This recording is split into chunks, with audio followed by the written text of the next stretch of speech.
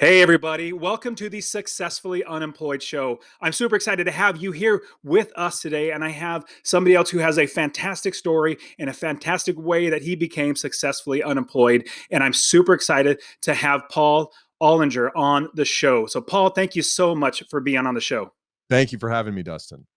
Man, I'm super excited to hear about your story because of not everybody works at either started at Facebook, working for Facebook, but and then it was like the one in the beginning, like as it was starting up, and then being able to be successful and applied. I'm really excited to hear about the story, and let's jump right into how did you become successfully unemployed and be able to do the things that you really love to do. Becoming unemployed is easy. All you got to do is quit your job. To be successfully unemployed, you have to find what it is that you really want to do to spend your time on this earth, and how you're going to find work that you believe to be meaningful. And that's been part of the journey that's been both difficult and rewarding for me. It seems like because when I was talking to a friend, a mutual friend of ours that pointed us together, I was like, okay, he's successful and employed, he's making money. But as you and I are talking, you're like, no, I made my money. Now I'm just relaxing, having fun, or like I'm doing the things that I love to do. Is that right?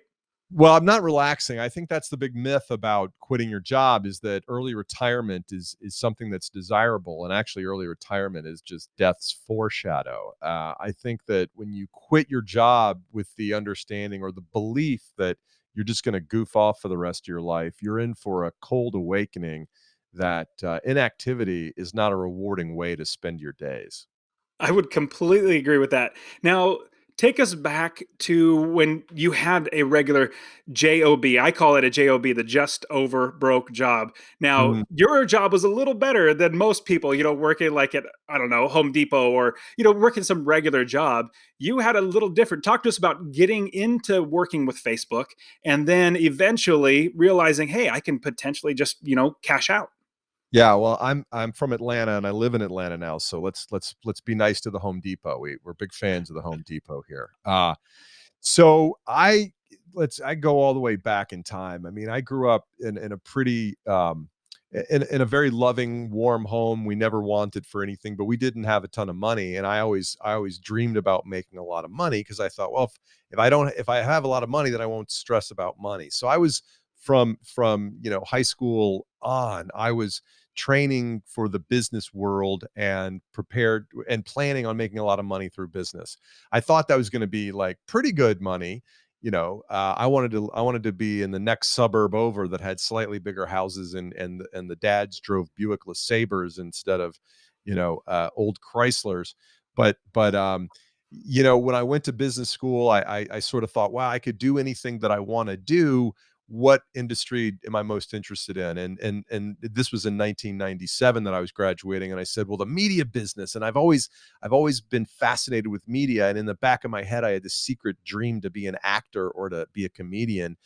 And so I thought, well, I'll get into the TV or film business, and then someday I'll be discovered at a marketing meeting, and then I'll be famous and I'll be happy. Well, I couldn't get a job in the film or TV business because I had no experience and they weren't interested in talking to me. So at the time I said, well, hey, maybe this internet thing will turn into something someday. And so I started looking for jobs in the internet business, and I found one, and selling advertising in New York City for a company called Launch.com. And that's how I started in the internet business. And I eventually I was doing stand-up comedy on the side, doing open mics and bringer shows. And I said to myself, well, someday when I save enough money, I'm going to quit and I'm going to do stand-up comedy. Our company got bought by Yahoo in 2001 at the bottom of the dot-com bubble for almost no money. But that put me at the right company, in the leading company in the internet at the time. And I worked there for 4 years, and the stock came back, and I paid off all my student loans, and I had enough money that I didn't need to work for a couple of years. And so I quit and I chased the comedy dream. And I did that for 2 years in Los Angeles full time. I thought I'd be successful immediately at comedy. Little did I know, or did I really embrace the fact that it's like a 10-year, 20-year journey. It's a lifetime journey if you want to take on something like that. And so after 2 years, I got engaged and I needed a job. I didn't want to be an unemployed deadbeat husband.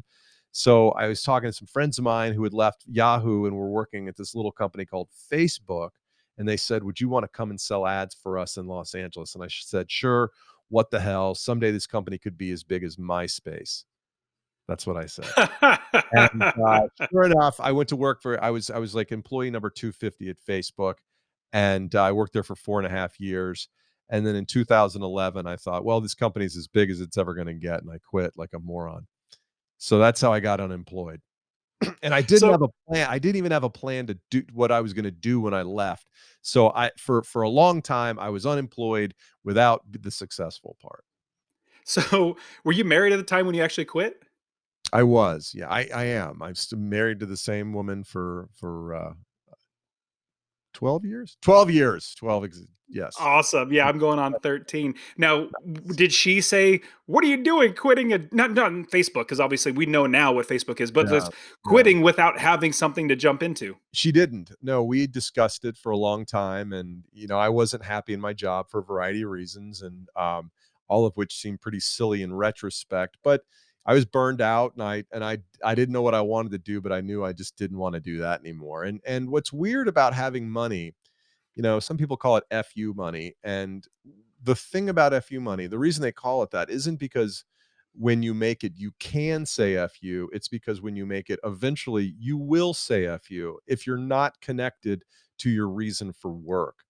And I did say it. And I had a great 3 months relaxing, traveling, getting back in shape, reading those books that have been on the nightstand for so long that I didn't have time to get to, and 3 months were awesome, and then a few months later, I was like, "Well, who am I and what do I do? What's my identity if I'm no longer part of a traditional corporate job?" And thus began the search for, well, given 100% flexibility, what does success look like in that scenario?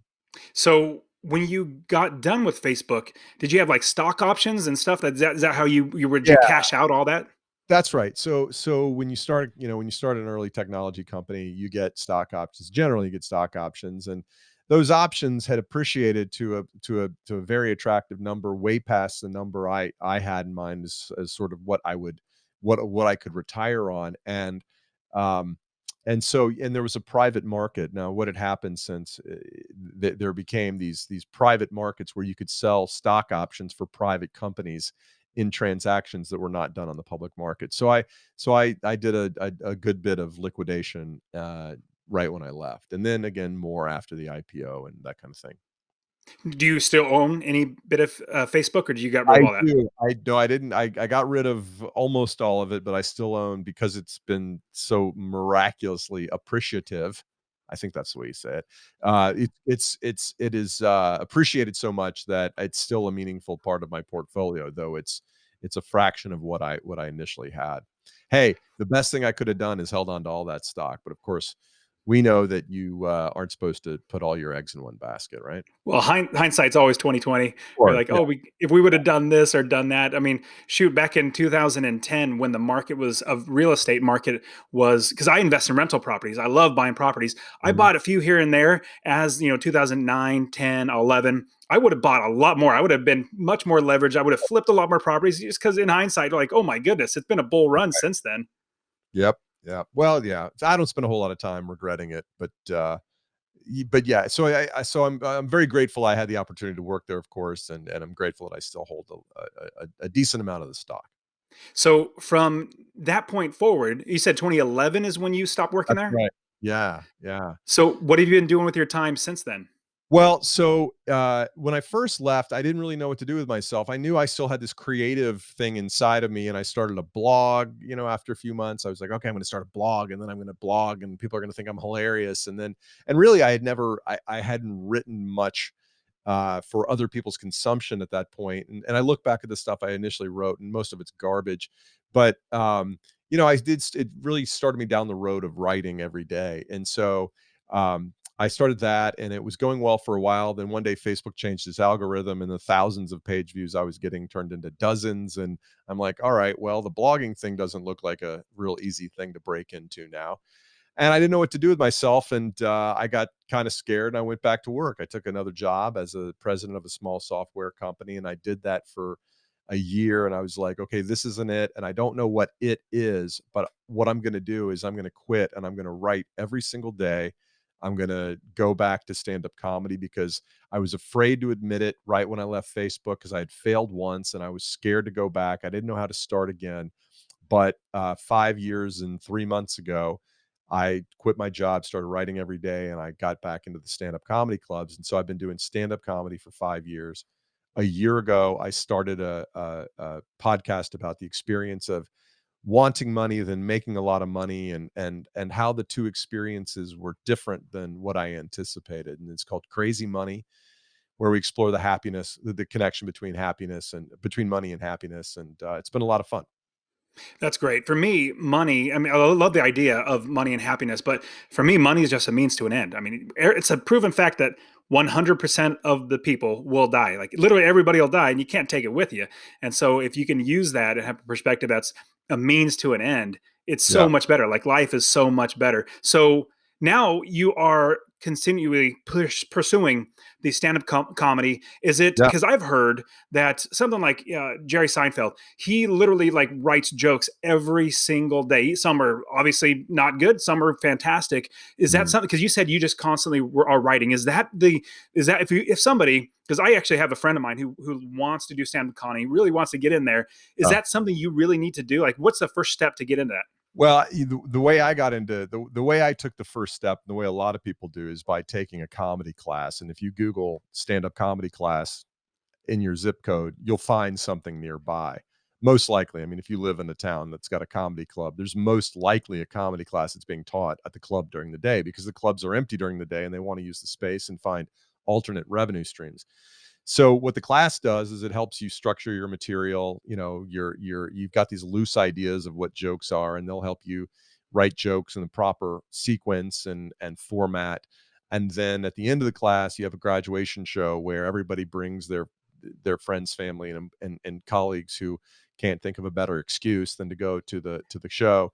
Everybody does their 5 minutes, and thus you are anointed as a stand-up comedian at that point. But really, you're really just, you haven't even begun scratching the surface. I mean, when you think about, real comedians, quote, real comedians, that's somebody that's done hundreds of shows or thousands of shows. When that they had the show, oh my gosh, I'm blanking. The Absolutely. Last Comic Standing. Sorry, Last I'm comic standing. Last Comic Standing. When they had that on there, I remember, I've been doing comedy a little while, and I'm like, they presented it as if these were all like unknown comics or brand new comics. Those are comics that have been doing comedy for 10 years. They're not putting anybody on there that hasn't been doing comedy for a long, long time. And it's one of those things that it's all about reps. It's all about it's about, thousands of reps, not, the guy that can be clever in front of people who know him, or in front of everybody he knows for 5 minutes. It's about walking into a room full of strangers and finding something to connect with them on. Is that your passion? Is comedy your passion? Is that something that because you have in the past worked hard and you got to where you are now, and that's something you're desiring to go to? Yeah, I mean, it's something I'm doing. And one of the things also you find out is that it's 1 in 10,000, or one in 1,000 people that are ever going to make a living doing this. And so to say that you want to make your living doing stand-up comedy is it's possible. Well, it's possible to say it, but it's very unlikely that you'll ever be able to do it. So if you're going to be chasing a passion, you should be doing it for the for sake of the passion. Be a comedian because you love doing stand-up comedy, and you love writing, and you love being around other comics, and you like to stay up until 1 o'clock in the morning, because that's what your life is going to be about. And I think that sometimes people think about chasing their dreams when they're in a corporate job that feels like it's a grind, and they're like, oh man, I want to quit my dream. I want to quit my job and go work for myself and be a stand-up comedian or be a writer. Well, let me tell you something. If you don't like being by yourself all day, don't be a novelist, because that's what's required to write books. And one of the things that I was surprised about when I left my job was that after the first initial euphoria, that when the weight of the stress of your quarterly goals is lifted off your shoulders, that lasts for a few months and it's amazing. But at a certain point, you're like, wait a minute, what kind of a life am I living? And why am I lonely? Well, I'm lonely because I'm at home all the time. I'm not with my friends. And you actually have friends at work. And if you don't have friends at work, it's not necessarily the work you're doing, it's the place where you work. Like, find a place where you have a solid community of people that you like to be around. There's a lot of value to be derived from work that I didn't recognize when I was in the corporate world. It seems like the path that you've taken good opportunities. Like, obviously, was it launch.com, and that was Yeah. bought by Yeah. Yahoo, and then Facebook, and then now you're trying to take an opportunity of your, obviously it's going to be a little harder doing, actually I would say a lot harder to do the stand-up comedy type of thing. But talk to us about opportunity and jumping into those opportunities, and I guess getting the most out of those. Because if somebody sees, oh, I'm just going to jump into launch.com, even though it doesn't go anywhere and it gets sold for pennies on the dollar or whatever it might could have been. And then Facebook, what are your thoughts about taking opportunities and as they come and jumping into those?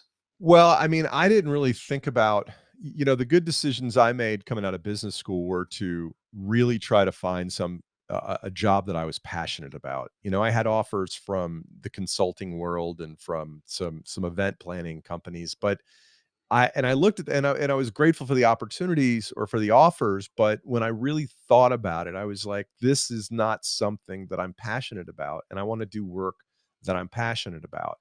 I was very fortunate to find that with a group of truly amazing human beings at launch.com. Some of the people I worked with are still very close friends of mine to this day. And they were also very brilliant, very hardworking and committed to the space. And they've turned into some of the leaders in the industry, CEOs of companies that presidents of major media organizations, and they're people that I came up with in the ranks 20 years ago. So I was very fortunate to find that when Yahoo bought us, and I made it through the dot-com bubble. The company, we went public, and then we disintegrated from like 300 employees back down to 35 or something. And I was fortunate to be among those survivors. And I made it up to Yahoo, where I was like, all right, I don't know what's going to happen with this, because in 2001, after Yahoo bought us, we had 9/11. We were in the midst of the first very serious recession of my adult life. And I was just like, things are kind of bad right now, but I think I'm in as good a place as I can, as I can be. And there was a lot of like, Yahoo itself was changing. The old Yahoo was super successful and then kind of fell apart like everything else did in the dot-com bubble. But I was like, all right, I'm committed to this place. I'm grateful to be here. I'm just going to work hard and try to do the best job that I can. And over the next few years, things changed. I wasn't, fortunately, I wasn't in the real estate or the financial business in 2008. I can't imagine what that was like. Those must have been 2 or 3 or 5 brutal years for the people in that business. But as we were saying before we went on air, I think that in 2010, you're looking around going like, okay, things are stabilizing. What do I do from here? And in that position in 2001, I was just like, I'm just going to work hard, keep my head down, try to create value, try to do what I can, do what's right for my clients, and, you know, be a good team member here. And that all worked out really, really well. I love the thought that you're working hard. Like, you're just not necessarily putting your head down and just grinding it out. No, but you're working hard. You're going to be, if you're having a job, you're a valued employee. I know everywhere that I worked, I tried to be the best employee that I could absolutely be. So that, and it was actually pretty sad. Is I was working a job, I was doing really well, getting raises, everything was going great, but then the organization ran out of money, or they were running out of money, and they had to lay me off. Well, because I was such a hard worker, like you said, like you work hard, you do your best.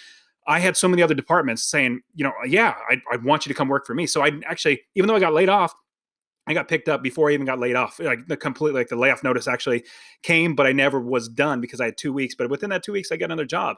And so it's a lot to say about having hard work, but at the same time, tying that with opportunity and applying that to opportunity. I think opportunities comes because we're hard workers. And with that, you actually move into great things. So do you foresee anything? And I'm not sure if you even have thought about this, but do you foresee anything like that coming in the future, from your history of knowing how the cycles come and go, .com bust, boom and bust, and then real estate? Like, do you see anything in the future that could possibly be make it we can take advantage of? I don't I wish I knew what the next big cycle was gonna be. I mean, I think I think I think one of the reasons I was in that mindset was because I was 32 or 33 and I hadn't put anything in the bank yet. I was still paying off my student loans and, I was in, hey, if I'm in a great place to learn. And I'm in a great place that if I just play the game, and I don't mean that cynically. I mean if I play the playbook, if I run the playbook, that this is going to work out. Like I love this industry. I want to be a part of it for a long time. And if I'm committed, then things will be okay.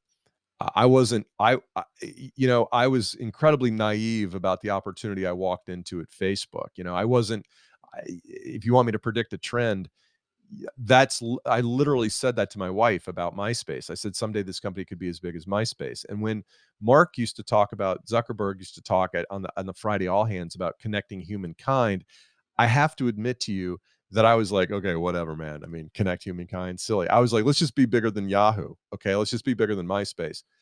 But he had his vision was so bold and so audacious. I couldn't get my head around it, honestly. And so, um, but in the same vein, I was like, just do the work. Just show up and do the work. And that's the reason I got there is because the people that I'd worked with and built relationships with at Yahoo were in a position to bring on people that they knew they could trust and people who would work hard as part of their team. And I think that goes a really, really long way. Now, from there, you are continuing to build your business. At the same time, you're also writing a book. Let's talk about your book. What is Yeah. it, and what is it going to be teaching us? Well, the title, Dustin, is something I've been working on all afternoon, trying to come up with the exact magic words and that describe that create both a catchy image in the reader's mind or potential reader's mind, and an explanation of what the content in the book is. Essentially, the working title is "Crazy Money." What you don't know about wealth, work, and meaning. The that may or may not end up being the title, but the idea is that I wanted to share the lessons of always wanting to make money and then making it and realizing that my lack of wealth was never the issue. The things that I saw as imperfect or broken within me or felt as broken or imperfect within me were not cured when I made a bunch of money. There there Money solves a lot of problems, up to a certain point. But really it's just a tool. And if you keep using the same old wrench or you keep using your wrench in the same old ways, it's only going to provide you with the same results you've been getting. And so when I started to really find happiness and meaning in the work that I did every day as a quote retired person, I was really looking to find myself and to use work as an expression of who I am and who I wanted to be. That's when I started to feel like, oh, I'm going to be okay because work was helping me express those things that I've been trying to express and was frustrated that I was unable to express them all along. The one of the things though is that when you start a new career, when you especially in the creative arts, what you don't realize is that you're not just going to walk out and be great at it. And if you're middle age and you quit a job or quit an industry that you've earned proficiency in, and you've earned a whole network of trusted people on the buy side and the sell side and the financing side or whatever. If you leave all that to go become a pastry chef or a comedian, you're starting from scratch and you're not going to be very good for a long time. In fact, you're going to suck. And so you better plan to suck and be willing to suck and get through the first 5 years or 10,000 hours or whatever until you get to just a level of adequacy, and you're not going to catch up with the people your same age who've been doing that thing for 30 years. It's a whole experience of changing the metrics in how you define success in what you're doing. And if I were to sit there and say, well, I can measure my success in comedy based on how much money I make, Well, damn, man, I made 20 bucks last night before I paid for parking. So, that's a losing metric. And but I had a good time. I tried a couple new jokes. I made a lot of people laugh for 20 minutes, and it was pretty fun. So, it's just you hit the ball, you walk after it, you hit it again. That's how you get after that creative pursuit late in life. So you also have the podcast, like you mentioned, the Crazy Yeah. Money. I think the title of the podcast is great, as well as if it was the title of the book.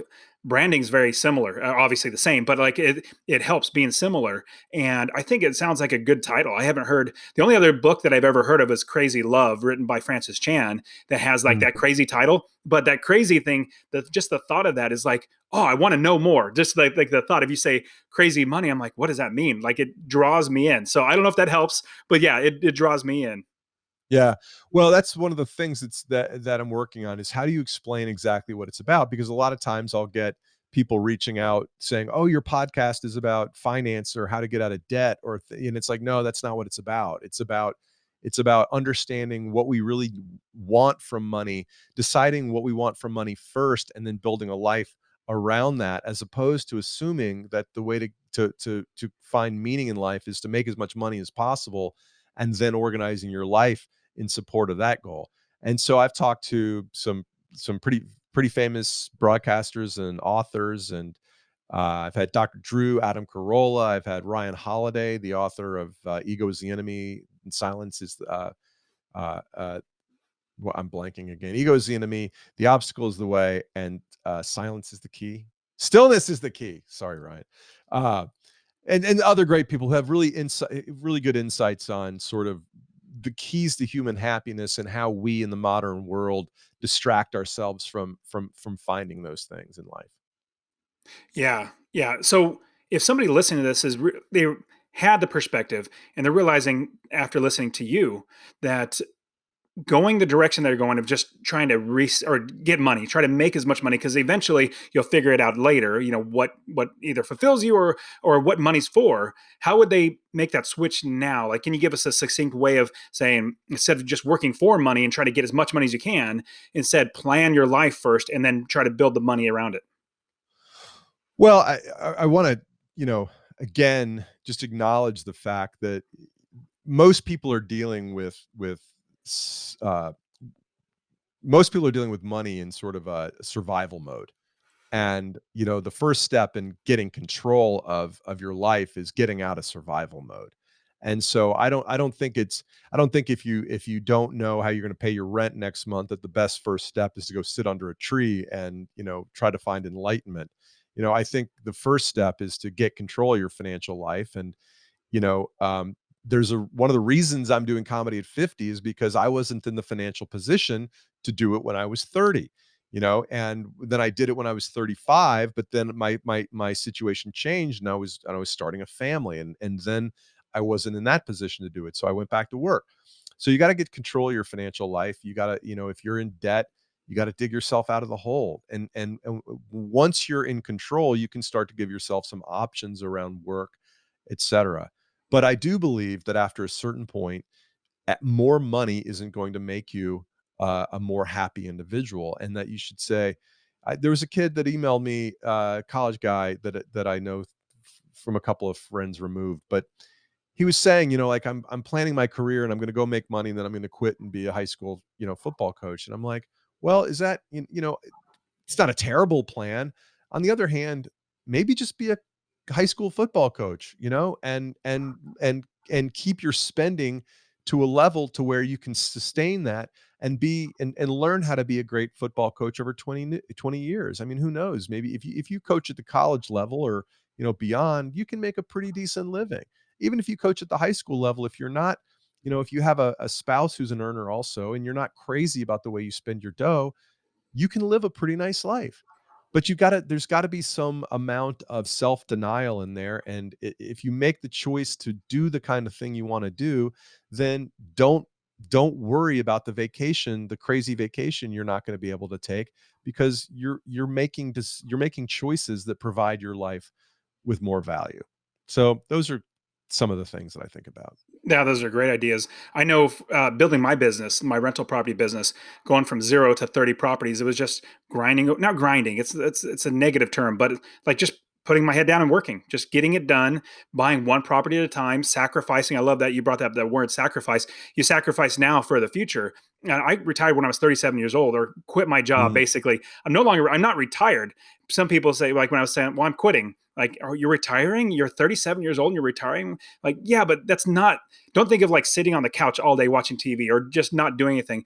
I'm tired of working for somebody else. I want to work for myself. And so I did literally quit my 40 plus hour a week job to work 80 hours for myself because I just love working. I love staying, you know, yeah. progressing, providing for my family and helping other people. Just like the reason why I have Successfully Unemployed. So I have Master Passive Income, which is the podcast where I teach people, my website and my podcast, I teach people how to buy rental properties. But I Mm. realize not everybody wants rental properties to become successful unemployed. So that's why I started Successfully Unemployed. Is just there's so many ways out there to, exactly like you said, with crazy money, instead of just going after money, you figure out what you want and build your life first, or plan your life first, and then have the money filled around that to help lift up that life. And so with Successful Unemployed, getting great people on like you that have showed the path that you've done, and other people like just recently, a taco truck vendor, recorded one with a taco truck vendor, or somebody that sells Cool. wedding dresses, just so many different ways to do it. It's just fantastic. So Paul, I want to jump into the rapid fire round. Are you ready? Oh, all right, let's do it. Yeah. All right. So here's a deep, deep question. So it's a proven fact: 100% of the people die. Eventually, we're going to die. We're going to have a tombstone. So Not on that yet. tombstone, Not yet. not, yes, exactly. So on that tombstone, what would you like your legacy to be? That on the tombstone is written out. Here's Paul and X, Y, and Z. What is it? I should have spent more time at the office. No, that was a joke. That is a Um, joke. I internally, I'm I like, that's a I rough joke. First of all, I believe, I'm gonna be cremated and, I'm gonna have my ashes sprinkled, over the food court in the mall. So I don't believe in epitaph or I don't believe in being buried, but I know what you're asking. I did say I used to say that as a joke because everybody says, on their deathbed, nobody says, "I wish I spent more time at the office," and so You got me laughing. I just wanted to be, a little cheeky on my tombstone. Got it. Now, I have a couple other questions, but I want to ask you the one thing I've been asking or thinking about from the very beginning. Give us your best joke. Like, what is the best joke that you have? What's the number one thing that just knocks everybody dead? I want to hear the best joke that you have. Well, I'm not really that kind of comedian that tells jokey jokes. So, if you want to see my comedy, it's available on Vimeo and on Spotify and Pandora. You can Google Paul Ollinger, Ollinger. But let's see, what can I don't know, man. I think a lot about technology and data privacy and things that my children do and how technology gets us into trouble these days. So there's stuff along those lines in those videos. Well, obviously, with a technology background, that leans into that. Like, Seinfeld's more of like the one line, not one liner, but like a joke. Whereas there are other ones that are storytellers. That at the very end punchline is where you actually start laughing. Is that what you're more saying that you have? Well, no, it's just the last thing in the joke, the comedian cliche is that whenever somebody meets you and finds out that you're a comedian, they're like, "Oh, prove to me that you're funny." And so the last thing you want to do is like, it's like, "Dance, monkey." It's like, no, I'm not gonna dance. Sorry. You want to Uh, see me dance? Come to one of the shows. So, what is one piece of advice for anybody that's saying, I want to be successful and employed? And we already covered a bunch of great stuff. Obviously, the crazy money I think is fantastic. Is there any other bit of advice that you give to anybody that is desiring to be successfully unemployed? Yeah, go to work at Facebook in 2007. No, I look, I got super lucky, and so I consider myself sort of a corporate lottery winner because the rewards for my efforts were the rewards greatly exceeded my efforts, although my efforts were very significant. But I think that, you know, design the life that you want to lead, like come up with the idea that, okay, by 5 years in the future, I want my life to look like this. And then you got to put it in motion. And You got to take some risks. You got to practice significant discipline, and you're going to have to work your butt off. Like you, there's a guy I interviewed named John Saforic, who wrote a book called The Wealthy Gardener, who was a have you interviewed him yet, by the way? No, I haven't. His book is being re-released by Penguin, by Portfolio even, on February 25th. But he was a uh, uh, podiatrist in Western Pennsylvania who looked at his life and said, "If I work like this for the next 40 years, I'm going to be 65 and I'm not going to have any assets." And so, but I envision a future where I can retire at whatever, I think he said 45 or 50, with passive income that's two or $300,000 a year. Now, he didn't know how he was going to get there, but he put a vision in place, and he would work full time at his office, and then he'd go home and start his own career, probably like what you did, in the evenings and on the weekends. And people were like, "He's crazy. Why is he working so hard?" Well, now he's still working hard, but he has 100% flexibility with how to spend his days. Not working isn't the goal, but having autonomy over your life sure is. And you can do that by one of two ways: either making more money or spending a whole lot less. And so, past a certain point, you can't spend any less. So you better figure out a way to drive new revenue streams. That's great. I agree with that. Now, what is one bit of advice you would give yourself when you were younger? I don't know, let's say 18, 19, 20, like your younger self would have in business and life. What is one piece of advice you would give yourself? I think I would have tried a couple of different things. I, I think back in time and think, boy, I wish I would have made this career decision, or that career decision. But I think as a younger person, I probably could have left a few parties a little earlier than I left. You know, uh, I think I could have gotten a little bit more serious a little earlier about my career. But man, look, you're gonna live your life. You got to make your mistakes. The mistakes I made when I was 23 have turned me into sort of a more aware person at 50. And so I try not to rethink the plays I called for myself.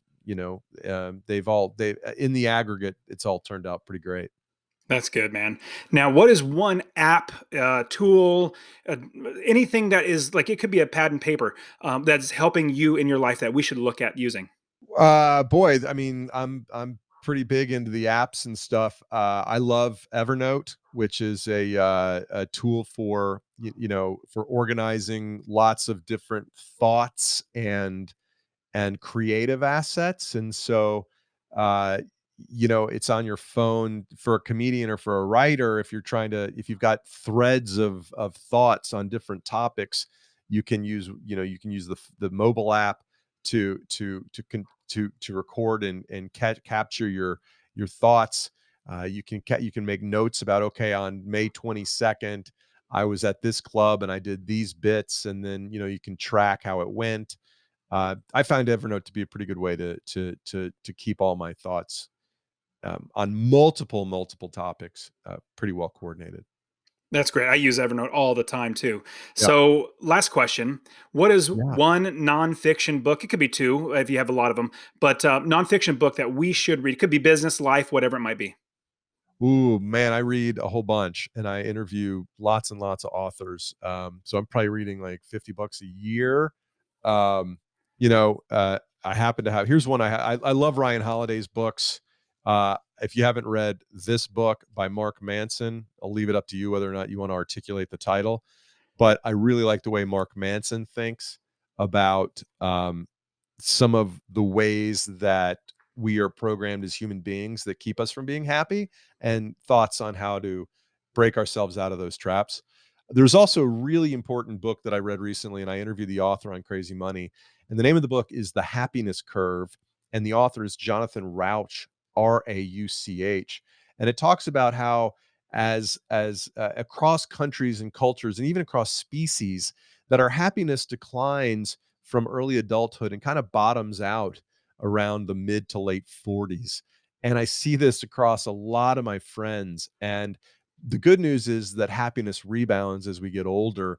And that's one of the episodes of Crazy Money that I've gotten the most comments on, because my middle-aged friends, and you're still a young, handsome guy with all his hair, but it's coming for you, man. It's coming for you. But it's so many of my middle-aged friends who are like, "What's it all about?" reached out to me and said, "Wow, that really struck a chord with me." So The Happiness Curve by Jonathan Rauch has been one I've enjoyed recently too. That's great. Do you, off the top of your head, know what episode number that is, so we can check it out? It came out on January 21st. It is episode 47. Awesome. Episode 47. So we're definitely have to check that out. Man, Paul, you've been giving us so much great insight. It's fun hearing your story too, and thinking about working at Facebook when it was such a small company and now being gargantuanly huge company. I mean, it's like it's one of those world dominating companies like Amazon and Google. Yeah. But Yeah. yeah, it's just fantastic. You gave us so much great insight. How can we find you? How can we listen more about what you have? How can we get a hold of you? Well, I sure would love for you to check out the Crazy Money podcast, which is available wherever you find fine podcasts like yours. And you can find me on my website, Paul Ollinger. That's OLLINGER.com. Paul, thank you so much. Giving us great wisdom and insight. I really appreciate it. Plus, fun stories too. So, thank you so much for being on the Successfully Unemployed show. Thanks for having me, Dustin. All right, Paul, you take care.